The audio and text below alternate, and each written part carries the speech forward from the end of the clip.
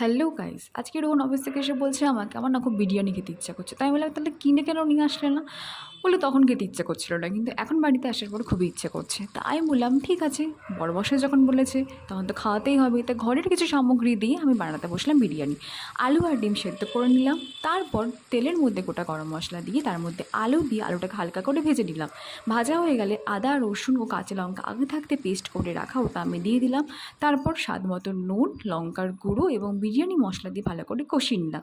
কষানো হয়ে গেলে ওর মধ্যে পরিমাণ মতো দই দিয়ে আবার ভালো করে কষিয়ে নিলাম। কষানো হয়ে গেলে তার মধ্যে কেওড়া জল, গোলাপ জল ও মিঠা আতর দিয়ে আমি ভাতের সাথে মিশিয়ে নিলাম। ব্যাস, ঘরোয়া পদ্ধতিতে বিরিয়ানি তৈরি। আমরা এখানে চাল হিসেবে ব্যবহার করি বাসমতি রাইস। সবসময় আমরা বাসমতি রাইসটা ঘরে খাই, সেই ক্ষেত্রে আমাদের বিরিয়ানি বানাতে অসুবিধা হয়নি। তো আপনারা যে চাল খান ঘরে, ভাববেন হয়তো যে কেমন চাল, এই চাল দিয়ে ভালো বিরিয়ানি হয় কি না। অবশ্যই একদিন বানিয়ে দেখতে পারেন, ভালো লাগবে।